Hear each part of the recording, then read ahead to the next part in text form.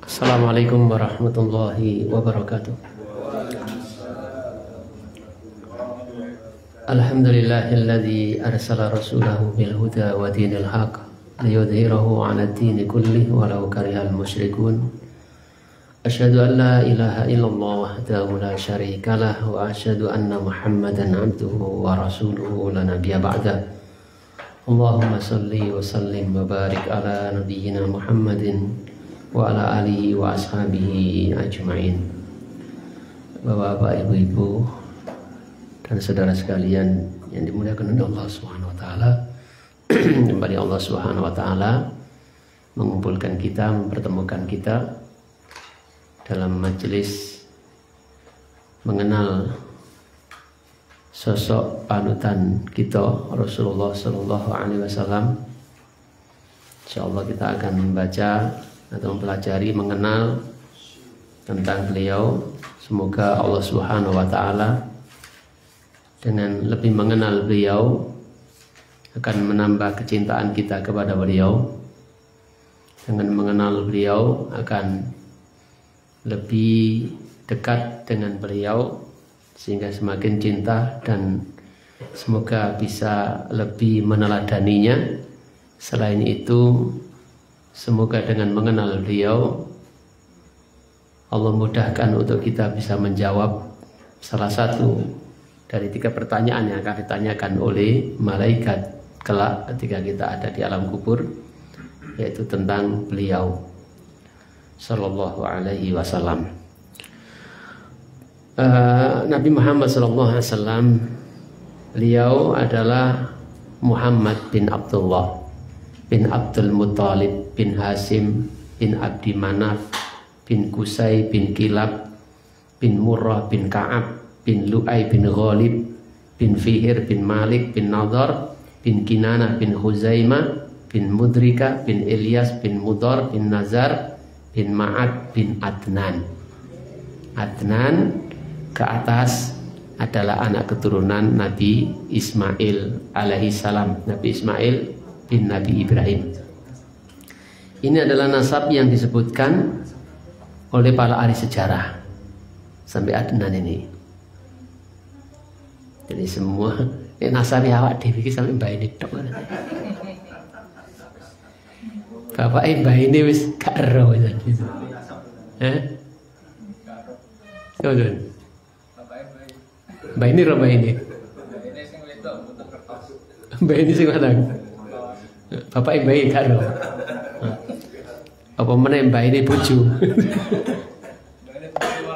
Emang ngertos. Rata-rata orang kita itu sampai mbah tok. Bapak mbah iku jawaran sing ero. Jawaran sing ero.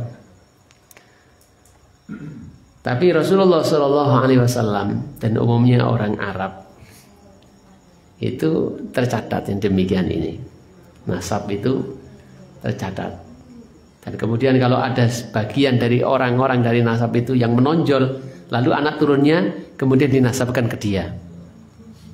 Jadi kabilah baru gitu, atau klan-klan baru. Jadi Nabi kita Muhammad adalah anak dari seorang yang bernama Abdullah. Abdullah ini anaknya Abdul Muttalib. Abdul Muttalib sendiri namanya adalah siapa? Syaibah. Nah, Abdul Muttalib ini dipanggil Abdul Muttalib waktu itu karena dia dibonceng oleh pamannya yang bernama Thalib. Jadi Thalib pamannya Syaibah ini itu orang yang terkenal suka membeli budak, pedagang keluar ke Mekah, balik-balik bawa budak, begitu seringnya. Melihat keponakannya ini tinggal di Madinah, setelah bapaknya meninggal dunia, kakeknya meninggal dunia, gitu. Setelah bapaknya yang bernama Hashim itu meninggal dunia, maka si Thalib ini dibawa oleh ibunya ke kampung halamannya Bani Najjar di Madinah. Nah, pamannya yang bernama Thalib, saudaranya Hashim ini merasa ini keponakannya kok di sana, padahal waktu itu kota itu Mekah itu sangat terkenal. Ini perkembangannya bagaimana? Mungkin mikirnya seperti itu. Kalau di sana mungkin kurang bisa berkembang, padahal ini anaknya tokoh kan gitu. Hashim itu termasuk yang ditokohkan di Quraisy. Akhirnya dijemput sana. Ya awal mulanya mungkin orang tuanya nggak boleh dan sebagainya, tapi dengan banyak pertimbangan dan alasan akhirnya dibolehkan. Nah, pulangnya itu dibonceng onta gitu pulang. Lalu kemudian orang menyangkanya itu budaknya si Thalib, makanya dipanggil Abdul Muthalib. Abdul itu hambanya si Thalib begitu. Nah, itu awal mula dipanggil Abdul Muthalib, dan nama ini ternyata lebih terkenal daripada namanya sendiri. Ya, namanya ini lebih terkenal daripada namanya sendiri, Abdul Muthalib. Jadi ingat, Muhammad bin Abdullah, Muhammad anaknya Abdullah.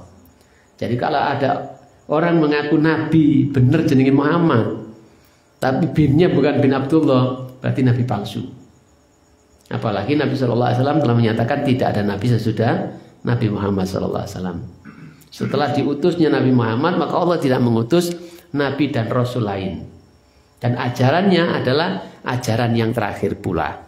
Maka kata Rasulullah, jika ada seorang setelah aku diutus, baik orang Yahudi ataupun orang Nasrani, kemudian tidak beriman kepada aku, maka dia termasuk penduduk neraka.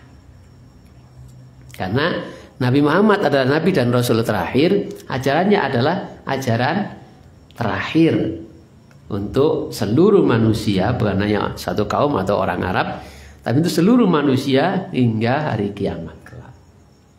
Maka ajaran Islam tidak mengalami perubahan. Al-Qur'annya tidak berubah, hadisnya tidak berubah. Sesuai dengan zaman, sesuai dengan bangsa manapun gitu. Karena ini memang datang dari Allah Subhanahu wa taala yang menciptakan bangsa dan orang-orang dan seluruh dunia ini. Tentu Allah yang lebih tahu. Maka jangan sekali-kali mengotak-atik agama ini disesuaikan dengan adat istiadat atau kebiasaan zaman. Pasti keliru. Ya, Muhammad bin Abdullah bin Abdul Muthalib bin Hashim bin Abdi Manaf bin Qusay. Nah, Qusay ini adalah mbah moyangnya Nabi Muhammad SAW yang mengambil alih kekuasaan dari penguasa sebelumnya. Di mana waktu itu kalau kita bergeser ke belakang, dahulu Mekah itu tidak ada penghuninya. Allah Subhanahu wa taala perintahkan Nabi Ibrahim dengan istri dan anaknya yang masih kecil datang ke sana, ke Mekah, yang waktu itu belum ada siapa-siapa, belum ada Ka'bah. Tanahnya bergunung-gunung, pegunungan, bukit-bukit, batu, dan gersang. Lalu atas perintah Allah, Nabi Ibrahim meninggalkan anak dan istrinya di sana. Iki nek gak kuat temen imani gitu, ya pasti gak akan kedaden.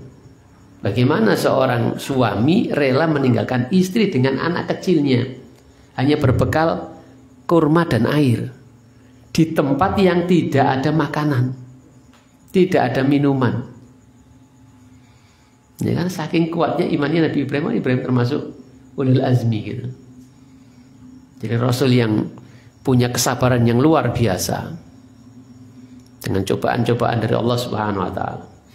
Demikian pula Hajar. Ya, kalau imannya nggak kuat, tawakalnya kepada Allah Subhanahu wa taala, cintanya kepada Allah nggak lebih besar daripada cintanya kepada suaminya, tidak akan mungkin dia mau tinggal di sana sendirian. Nggone ono asu piye, ono kirik piye, nggone panganan entek piye, bojo gak ono, nggone udan piye. Tapi karena sangat beriman, sangat percaya kepada Allah Subhanahu wa taala, Allah yang memerintahkan, maka Allah yang menjamin gitu. Maka dia rela ditinggalkan oleh suaminya di sana dengan perbekalan yang sangat minim dan anak kecil yang masih bayi belum bisa apa-apa, hanya menjadi beban dirinya. Maka ketika beberapa waktu Ismail ini menangis dan makanan sudah mulai berkurang, bingung Hajar. Maka dia berusaha untuk mencari air untuk minum anaknya ini. Dia naik ke Bukit Sofa karena dilihatnya di sana ada fatamorgana yang terlihat seperti air. Ternyata didatangi tidak ada. Dia turun lagi naik ke Bukit Marwa yang kemudian jadi syariat sa'i itu. Sampai 7 kali. Ketika yang ke-7 itu turun, dia mendengar ada suara gemericik air. Ternyata keluar dari kaki Nabi Ismail, anak bayi itu. Biasanya keluar air. Kemudian beliau mengumpulkan air itu. Zammi gitu air. Ngumpul sehingga tadi sumur Zam-Zam. Dalam riwayat yang lain disebutkan Zamiluni kan? Disebutkan riwayat lain Zam-Zam itu artinya adalah meluber. Ya, meluber. Dan ini sesuai dengan kondisi air Zam-Zam saat sampai sekarang itu airnya selalu melimpah, meluber. Tidak pernah habis. Diminum orang setiap hari sebanyak itu, dibawa pulang oleh orang-orang yang pulang dari sana, belum lagi yang dijual gitu. Tidak pernah berkurang airnya. Ya kan, air Zam-Zam itu diminum orang Mekah, orang Madinah gitu. Di Mekah diusung ke Madinah. Kalau kita nanti ditakdirin Allah Subhanahu wa taala bisa datang ke sana, di Madinah itu di Masjid Nabawi itu banyak jenenge, bukan botol. Pokoknya ngono ada banyu ngono wah kayak gitu. Ya dispenser atau apalah gitu. Itu banyak. Itu ada yang cool, yang dingin gitu. Ada yang enggak ada coolnya, enggak ditulis. No cool enggak gitu. Itu air Zam-Zam di dalam itu. Air Zam-Zam. Itu enggak pernah diisi terus itu. Itu dari Mekah, datang dari Mekah. Belum lagi di Mekah sendiri jamaah haji minumnya, mumpung keselamatan di sana. Gitu. Botol-botol kok banyak teko restoran niku wis tuntek hijik ngono wae. Teko nang masjid nggawa botol diiseni Zam-Zam, ngombe Zam-Zam ae pokoke ngene kono. Niki larang kok. Nah, gitu ya. Jadi usahakan kalau antum itu bisa ke sana, ditakdirin Allah sana, wis ojo usahakan ojo ngombe banyu liyane Zam-Zam ae gitu. Dan air Zam-Zam itu bermanfaat sesuai dengan niat peminumnya kata Rasulullah. Jadi ma'u Zam-Zam lima syuriba minum. Air Zam-Zam itu bermanfaat sesuai dengan maksud orang yang meminumnya. Kalau antum minum itu niatnya supaya kenyang, Allah akan jadikan kenyang. Kalau antum minumnya sebagai obat, Allah akan jadikan obat. Makanya dulu imam-imam para ulama itu minum supaya apal kuat, kuat hafalannya gitu. Jadi minum air Zam-Zam diniatkan supaya menguatkan hafalannya, menguatkan otaknya, kecerdasan dan sebagainya. Jadi betul-betul meluber. Diminum demikian itu tidak pernah habis. Ya kalau wudhunya bukan air Zam-Zam, ya minumnya dari Zam-Zam sana. Belum lagi dibawa pulang orang-orang yang umroh itu. Tiap orang yang umroh itu bawa pulang 5 liter. Kalau dulu 10 liter karena 5 liter. Seluruh dunia. Dan tidak pernah sesuai dengan makna dari Zam-Zam itu. Nah, kembali lagi ke cerita tadi. Kemudian setelah itu datang, ya setelah sudah selesai kisahnya di situ, datang orang-orang kaum dari Yaman, suku Jurhum. Ya, setelah di sana nggak tahu ada masalah apa, bendungan yang meluber atau sekelompok orang ini mencari tempat keluar dari Yaman. Dilihatnya ada burung itu pada turun di sana kan padang pasir. Kelihatan dari jauh burung kok wah kene kono dhuwur berterbangan. Jojo nek kono banyu kan gitu. Akhirnya mereka datang ke sana. Ternyata di sana ada 2 manusia, seorang wanita dengan anaknya. Dia pamitan mau ngambil airnya, ya karena dianggap itu airnya si Hajar. Ya ngiris si Hajar. Dia yang menemukan gitu airnya.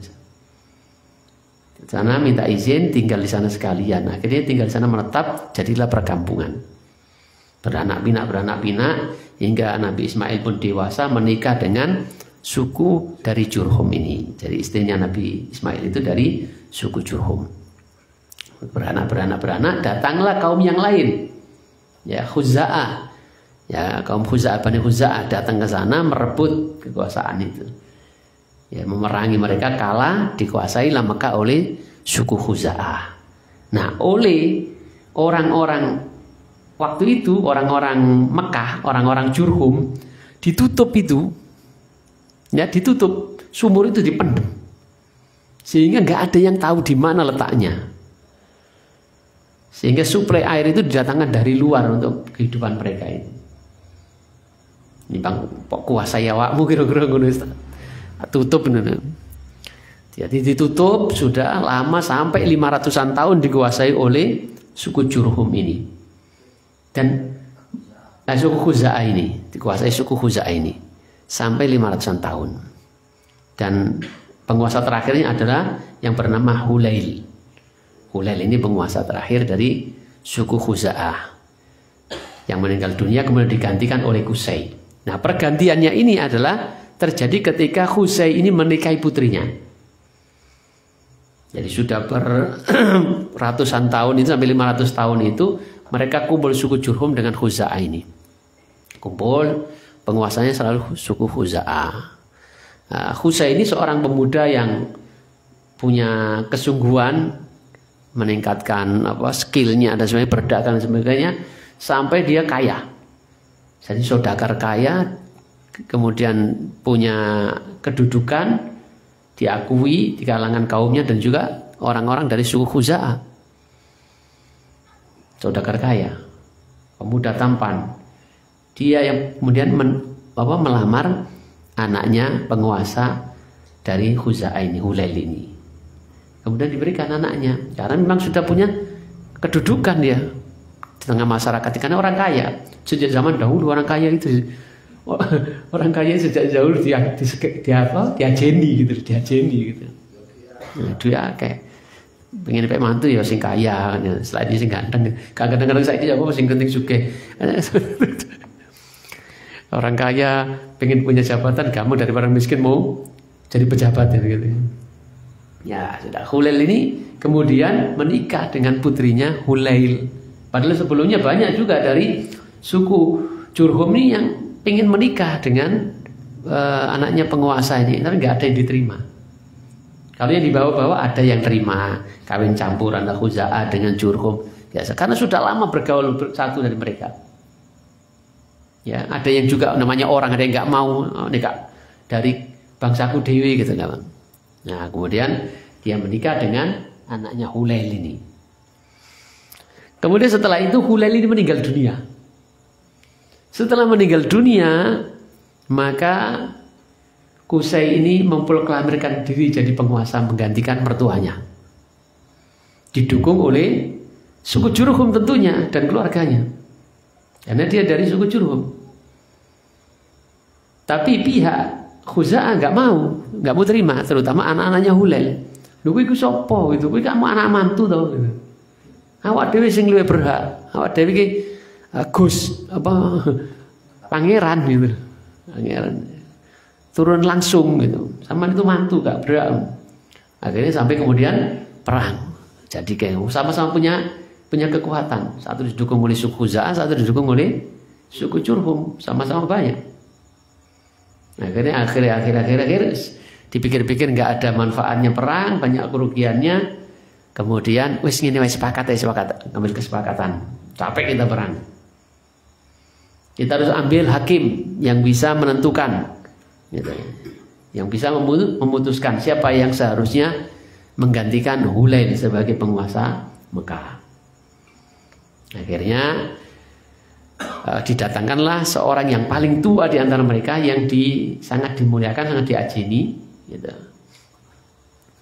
Kira-kira usianya waktu itu 120-an. Orang tua yang bernama Ya'mur bin Auf. Ya, dia orang yang dituakan, ngomongnya sudah tua. Kemudian diminta untuk menjadi hakim. Kemudian ditanya si Qusay, alasan masing-masing ditanya, alasanmu apa ingin menjadi penguasa? Pertama yang ditanya adalah Qusay, kok kamu mengangkat, kamu anak mantu kok terus mengangkat jadi penguasa, menggantikan Hulail, itu bagaimana ceritanya? Alasanmu apa? Oh, lalu dia mengatakan di antara alasannya, sebelum kalian suku Khuza'ah datang, kami sudah di sini. Ini adalah negeri kami. Ya, kami yang membangun Ka'bah. Karena ini keturunan Nabi Ismail kan. Tadi Nabi Ismail kan suku Jurhum. Nabi Ismail menikah dengan suku Jurhum. Kemudian kan karena sudah besar kan, datang Nabi Ibrahim dan sebagainya bangun Ka'bah itu. Nah, jauh-jauh Nabi Ismail sampai Adnan sampai Qusay mau itu, gitu kan, satu gitu. Satu. Kami dulu orang nenek moyang kami yang bangun Ka'bah, yang bangun ini dan sebagainya macam-macam. Kalian datang bawa apa? Gitu. Jadi kami yang lebih berat karena kami dulu yang menguasai ini sebelum kalian datang. Gitu. Kemudian satu ditanya, terus kamu alasannya apa? Gitu. Ya alasannya apa? Ya karena bapaknya itu aja dulu kakek moyangmu merebut gitu. Nah, akhirnya diputuskan, cengkak-cengkaknya diputuskan, ya sudah yang lebih berat Qusay. Maka kembalilah kekuasaan Mekah itu kepada Quraisy. Ya kepada Quraisy. Qusay ini keturunan Quraisy. Jadi Qusay bin Kilab bin Murrah bin Ka'ab bin Lu'ay bin Ghalib bin Fihir. Fihir ini yang dinamakan Quraisy itu. Ya. Fihir ini yang dinamakan Quraisy. Jadi julukannya Fihir itu Quraisy bin Malik. Fihir bin Malik. Jadi akhirnya Mekah dikuasai oleh Quraisy. Jadi bapak moyang Nabi Muhammad SAW, bapak moyangnya Qusay bin Kilab ini. Nah, sejak itulah kemudian dikuasai oleh Qusay, oleh suku Quraisy. Kemudian ikhwani wa akhwati fillah rahimani wa rahimakumullah. Setelah itu Qusay meninggal dunia, digantikan anaknya Abdimanaf, kemudian digantikan oleh Hasim, kemudian oleh Abdul Muthalib. Nah, cerita pergantian dari Abdul Muthalib ini, jadi setelah pulang itu Abdul Muthalib itu kemudian tumbuh di Mekah. Tumbuh di Mekah. Setelah itu dia mimpi. Diberikan mimpi oleh Allah Subhanahu wa taala sampai beberapa kali untuk menggali sumur. Intinya begitu. Dengan tanda-tanda ini ada mengalir darah, ada burung gagak dan sebagainya. Kemudian diajak anaknya yang waktu itu baru satu untuk menjaga. Ya, dia bawa alat untuk menggali, dia datang anaknya sudah jaga. Dia pikir pasti ini sumur ini ada di sekitar Mekah. Jadi cerita tentang sumur Zam-Zam itu sudah ada. Tapi orang nggak tahu di mana letak sumur Zam-Zam itu. Tidak ada yang tahu. Jadi cerita dari mulut ke mulut itu dulu ada sumur Zam-Zam itu ada. Tapi tidak tahu karena sudah ditutup oleh orang-orang Jurhum saat dikalahkan oleh Khuza'ah itu. Dan waktu itu mereka suku Jurhum itu menyembah Allah Subhanahu wa taala. Jadi bertauhid, mengikuti dakwah Nabi Ismail dan Nabi Ibrahim. Maka ketika dikuasai suku Khuza'ah inilah mulai awal mula menyembah berhala. Di mana di antara tokoh Khuza'ah itu ada orang yang bernama Amru bin Lu'ay. Ini orang yang pertama membawa berhala ke Mekah. Dia pergi ke Sam, didapati ada orang di sana nyembah berhala, dia tertarik, dibawalah berhala itu ke Mekah. Dan setelah itu kemudian banyak berhala-berhala. Kenapa pengaruhnya bisa sedemikian itu? Ya selain karena orang lakonnya elek itu gampang oleh bolo.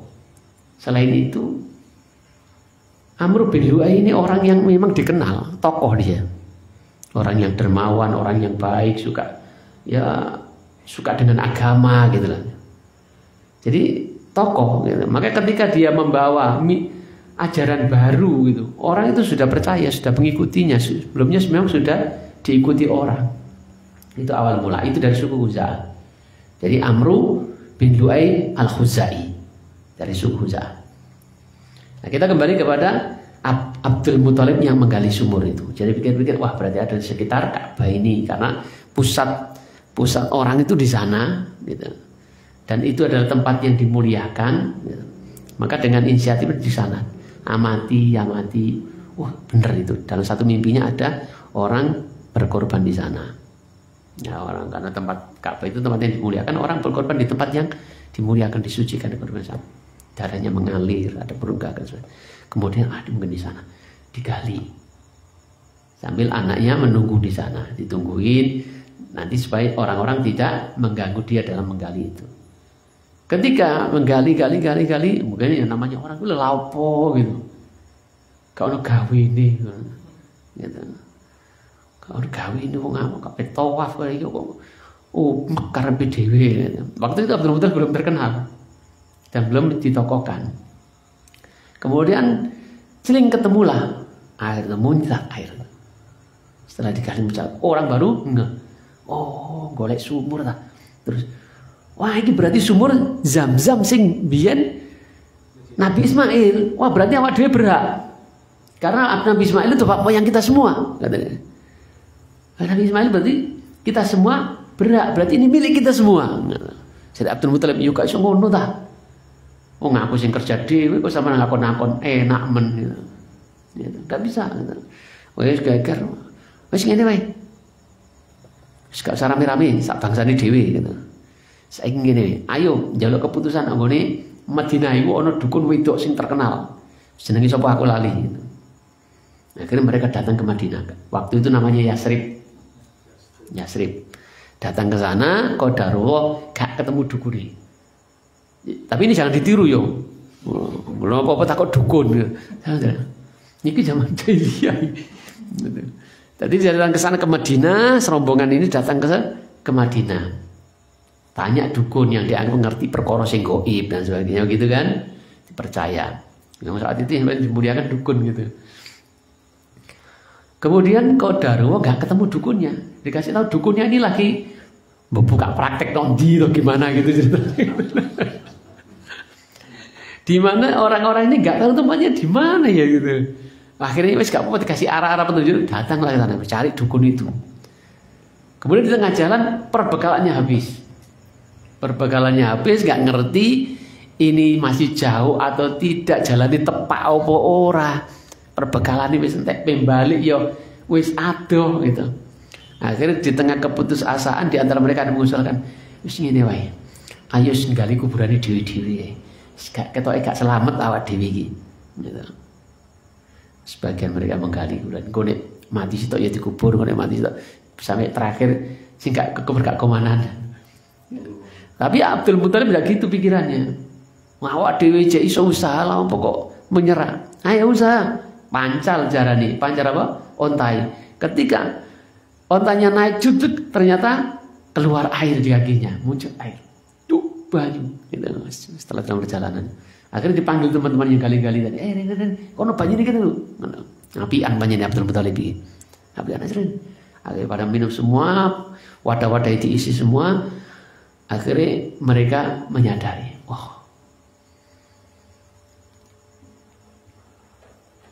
Allah sing wenehi sampean banyu.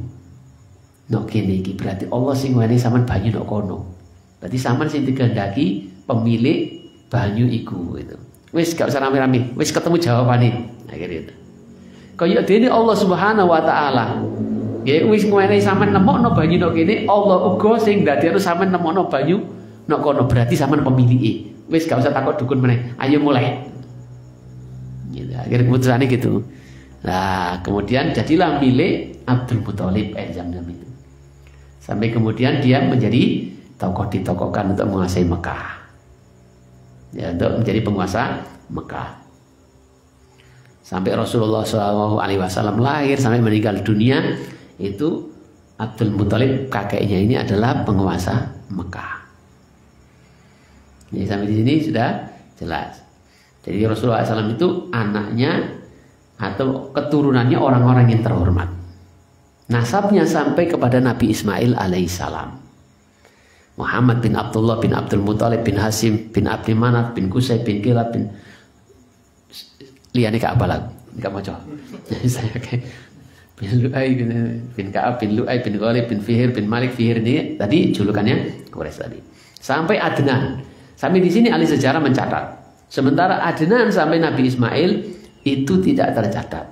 Kalaupun ada maka kesohihannya diragukan. Tapi yang pasti Adnan ini adalah anak keturunan Nabi Ismail alaihissalam. Nabi Ismail anaknya Nabi Ibrahim. Nabi Ibrahim sampai Nabi Adam juga tidak tercatat. Kalaupun ada maka diragukan. Ya kan? Tapi yang jelas ini jelas disebutkan, dicatat. Nah, kemudian tadi kakeknya Qusay bin Qusay, kakek moyang Nabi SAW itu berarti kakek apa ya? Muhammad, Abdullah, anaknya Abdullah, mbah ini Abdul Muthalib, mbah ini meneh Hasim. Iki istilahnya apa? Mari mbah dure buyut, Abdi Manaf, Cangga, Qusay, Wareng. Wah, gue wareng nih wareng. Kilap, bin Kilap. Wis ra ono istilahe. Mari wareng ora.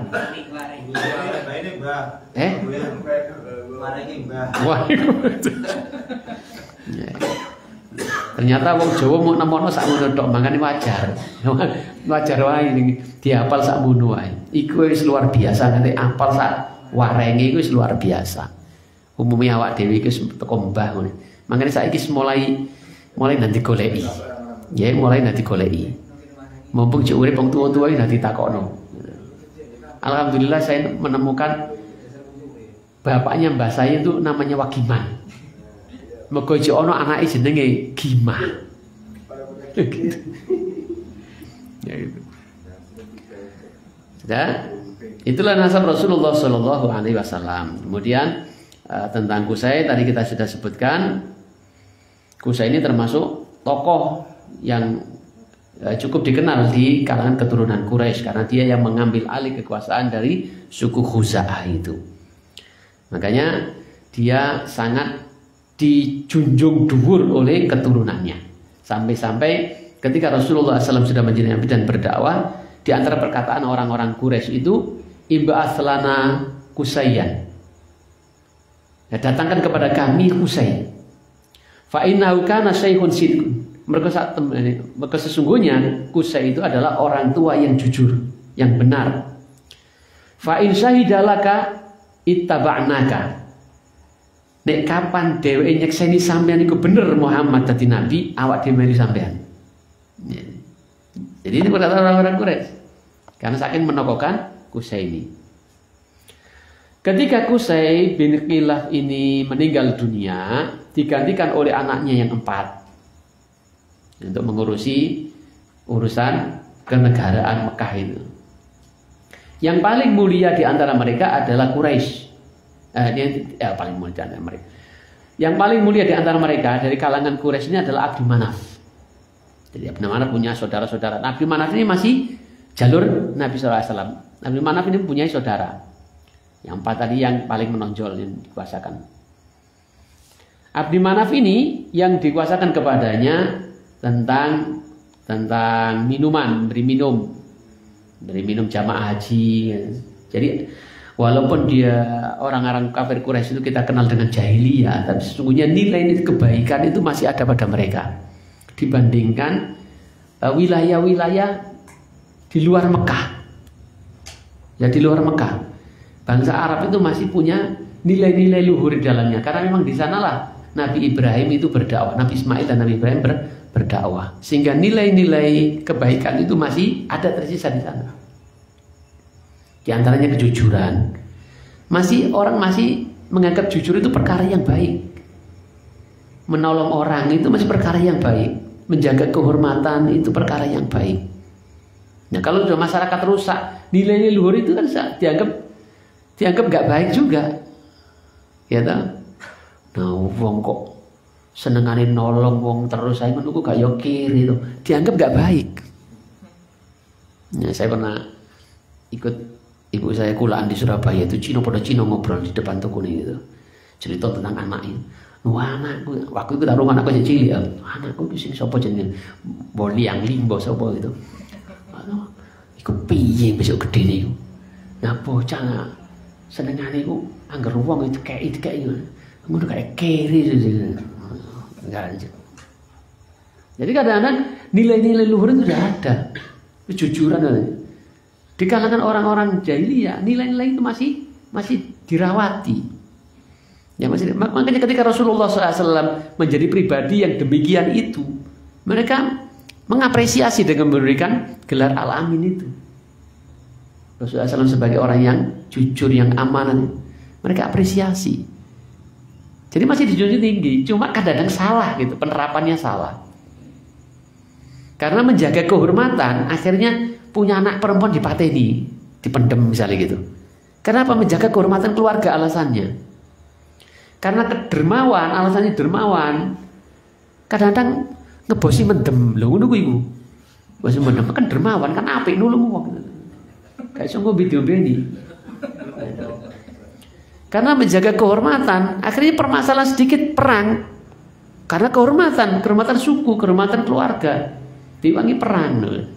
Padahal bisa diselesaikan dengan cara baik-baik. Ternyata menjaga kehormatan.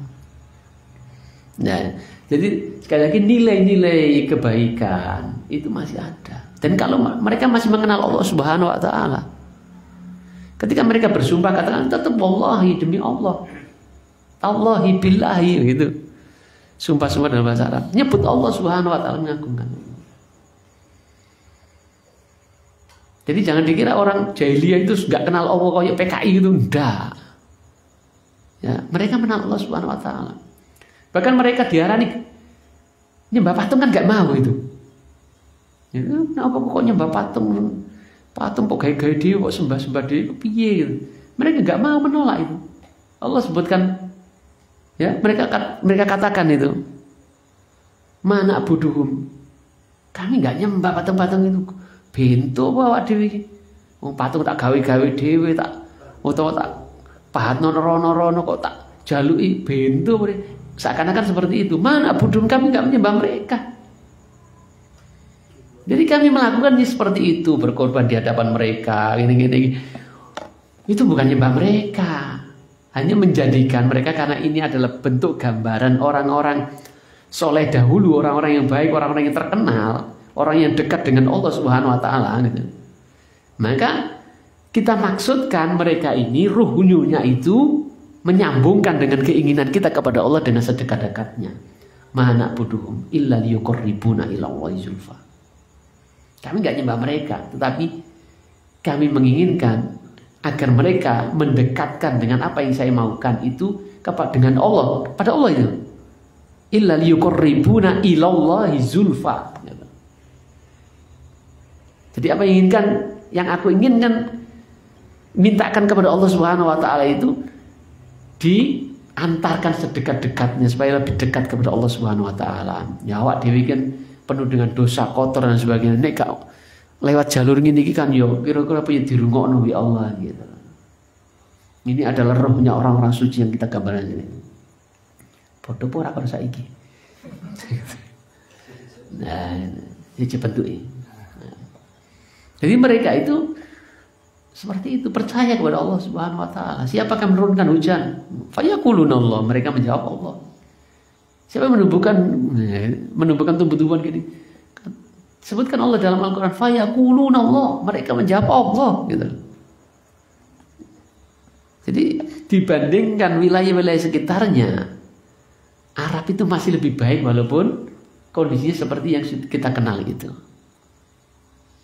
Masih ada nilai-nilai luhur, karena di sanalah Nabi Ibrahim dan Nabi Ismail memusatkan dakwahnya. Ikhwani wa akhwati billah rahimani wa rahimakumullah. Jadi sesudah Abdi Manaf meninggal dunia, maka anaknya Hasim dan dia yang bertugas memberikan minum, menggantikan ayahnya. Dan dia yang berikan jamuan kepada orang-orang yang berhaji. Jadi ibadah haji sudah ada meninggal Nabi Ibrahim Ismail itu. Haji. Tapi ya tak gitu, karena sudah jauh dari ajaran yang benar. Ya banyak bid'ah-bid'ah yang dilakukan dalam pelaksanaan ibadah haji tentunya. Ya, mereka kalau tawaf itu diarani supaya diterima, supaya suci itu mbak utuh-utuh begitu. Ya, seperti itu kan. Tapi haji ini yo bener itu ajaran ini, tapi cuma campur-campur begitu. Jadi kebaikan-kebaikan dari Quraisy yang tetap dilestarikan, dijaga dalam menjamu tamu, menjamu jamaah haji dengan makanan minum, dan itu diambil alih oleh Hashim sepeninggal Abdi Manaf bapaknya. Ya, Hashim ini kakeknya Nabi Shallallahu Alaihi Wasallam, buyutnya Nabi Shallallahu Alaihi Wasallam. Dinamakan dia Hashim karena dia menghancurkan bubur, gaya bubur. Yahshimu Sarid. Ya, Hashim itu dari kata Yahshimu. Sama Yahshimu, Yahshimu. Hashiman, orang yang menumbuk bubur, menumbuk gandum untuk jadikan bubur atau apa. Sementara namanya sendiri adalah Amru. Jadi ternyata punya nama, beberapa nama itu wis biyen model alias itu wis biyen. Namanya sendiri Amru, kadang-kadang lebih terkenal nama kunyahnya atau nama julukannya, seperti Fihr tadi julukannya Quraisy gitu. Seperti Amru julukannya Hashim gitu. Atau lebih dikenal nama kunyahnya dengan nama yang diawali oleh Abu Ummu Ibnu Bintu ya gitu. Itu namanya kunyah. Seperti Hashim ini lebih dikenal daripada namanya sendiri, yaitu Amru. Kemudian sesudah Hashim,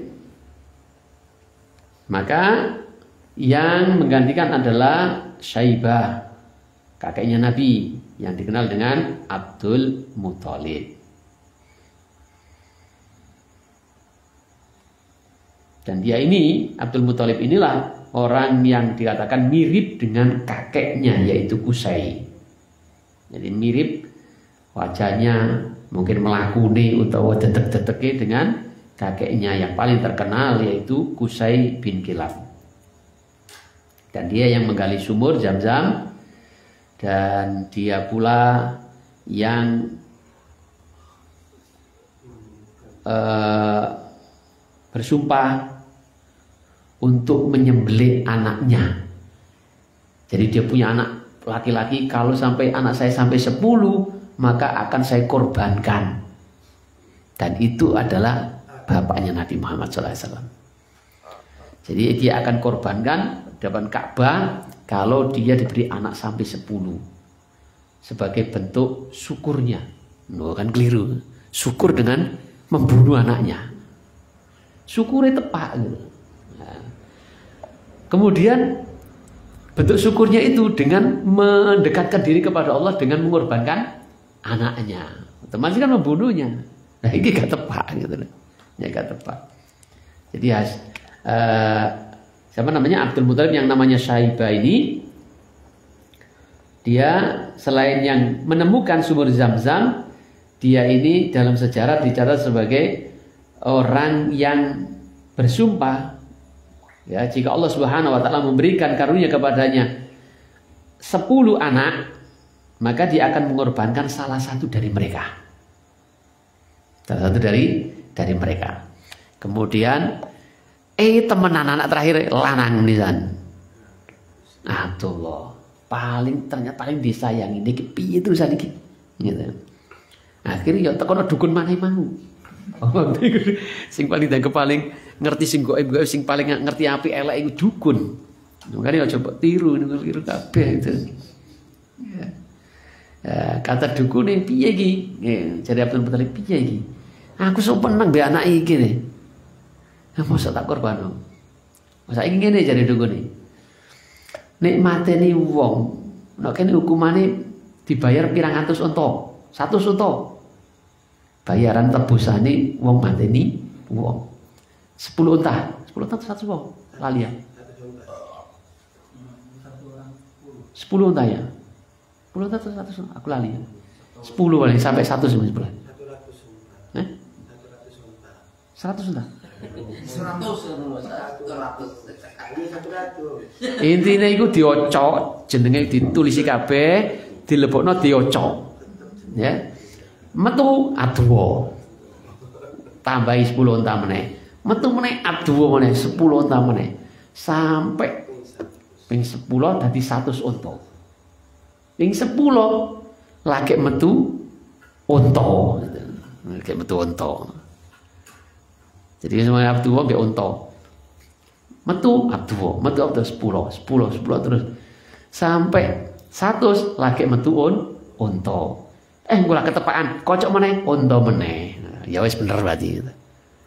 Akhirnya dikorbankan 100 unta. Niku Bapak. Makanya Nabi pernah mengatakan, saya itu lahir dari 2 orang yang pernah mau dikorbankan. Pertama Nabi Ismail yang mau dikorbankan oleh ayahnya sembelih. Dan yang kedua adalah Abdullah. Itu adalah Nabi Sallallahu Alaihi Wasallam.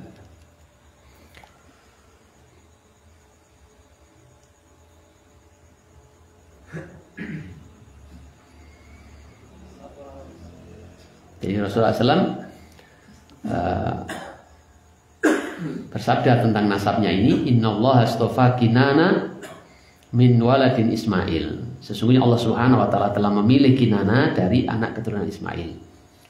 Wastafa Quraisyan min Kinana, dan memilih Quraisy, siapa namanya tadi? Fihir, dari keturunan Kinana. Wastafa min Quraisyin Bani Hasim, dan Allah memilih dari Quraisy itu anak keturunan Hashim. Wastofani min Bani Hasim, lan memilihku saka Bani Hasim. Jadi keturunan Nabi ini keturunan orang-orang yang mulia. Walaupun Nabi sendiri orang tuanya meninggal dunia dan hidup miskin, dan diasuh oleh pamannya Abu Thalib juga miskin. Tapi walaupun miskin ditokohkan Abu Thalib. Jadi keluarga yang terhormat. Ya, keluarga kan tidak semua keluarga yang terhormat itu kaya kabeh panjenengan. Gitu. Ya. Ada orang itu dihormati, dimuliakan karena kekayaannya ataupun karena jabatannya. Ya, atau karena keturunannya. Mbok piye wae bentune ini keturunan wali, tetap wali. Gitu kan. Kan gede. Gitu. Katakanlah begitu. Jadi hanya mulia dia menang.